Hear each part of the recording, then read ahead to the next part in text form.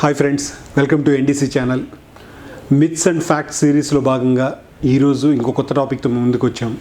గతంలో లాస్ట్ 2-3 వీక్స్గా 4-5 వీక్స్గా మనం ఏవైతే ఆ మిత్స్ అండ్ ఫ్యాక్ట్స్ సిరీస్ని చాలా గొప్పగా ఆదరిస్తున్నందుకు అందరికీ థ్యాంక్స్, కృతజ్ఞతలు. సో ఈరోజు మనం అనుకుంటున్న టాపిక్ ఏంటంటే, so if teeth don't hurt they are healthy.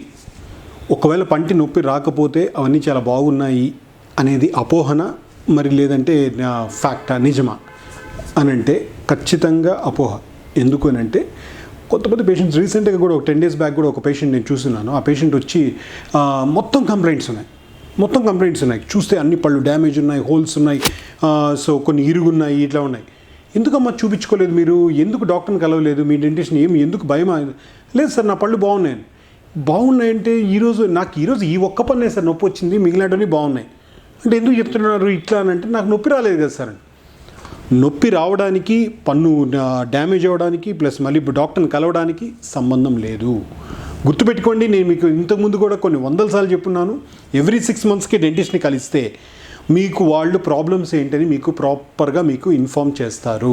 So దాంట్లో భాగంగా ఫస్ట్ క్లీనింగ్ చేస్తారు. ఆ విధంగా చిగురులను కాపాడుకోవచ్చు. ఆ చెక్ చేసే భాగంలో పళ్ళు పుచ్చులుంటే ఆ పుచ్చుకు సిమెంట్స్ పెడతారు, అక్కడ నష్టం ఆగుతుంది. సో కొంతమందికి డిఫరెంట్గా మేము చూస్తున్నాం, ఈమె అని కాదు, చాలామందిని చూస్తున్నాం, వాళ్ళకి పళ్ళు ఎంత డ్యామేజ్ అయినా కూడా వాళ్ళకి నొప్పి రాదు.